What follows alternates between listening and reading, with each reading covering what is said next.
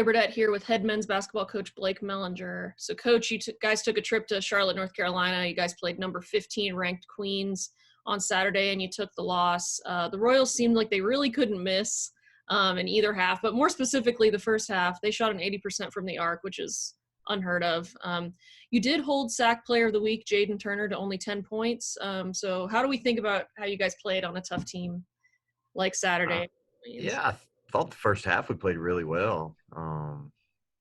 And really, I thought we had good stretches all throughout the game. I thought the second half there we had a stretch where we turned it over a little too much. And I don't know, though. I think we looked down at one point and they were 17 for 20 from the three-point line. So honestly, I don't know what you do about that. Yeah, we probably could have guarded the three-point line a little better, but most teams couldn't shoot that percentage if there was no defense out there. So anytime you run into a team playing that well or shooting that well, it's going to be tough to beat them. So and they're really, really good.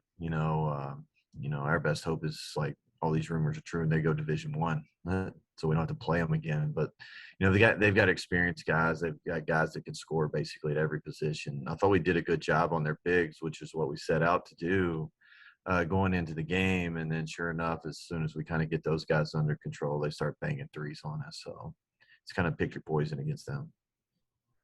And, once again, you had this unfortunate mix of playing the two best teams in the league back-to-back just right after you guys won 3 games in a row. So how do we kind of get that momentum back up and going for your team as we head back, to a home court advantage and play Lenore-Rhine? I think you just move on to the next game. I think each game is its own entity. Our objective is to go 1-0 in every single game. So, I don't think you can take a whole lot from these past 2 games going into tomorrow. I think we just continue, our whole message the last, 3 or 4 weeks has been growth. And even though the score was kind of lopsided on Saturday against Queens, I still think there were moments of growth there. So we want to carry that growth into tomorrow night. And I think if we do, we'll be in a really good position to win the game. Yeah, so like we talked about before, Lenore-Rhine, you played them about a month ago, and you'll face them Wednesday. They came out tough the last time we played them, but I think energy from your team was a little bit low when we played them as well, and they just came out of the gates really strong. How do we change that outcome tomorrow? How are we looking at this differently? Yeah, I think we're a completely different team now, honestly. We had COVID issues and everything else going on at that time. So we had some guys out, different rotations, different lineups out there. They were kind of unusual. I think, now I think we have a better identity of who we are and how we have to win more than anything. And, I think we'll carry that identity into the game tomorrow. And, as a result, I think that'll give us a shot.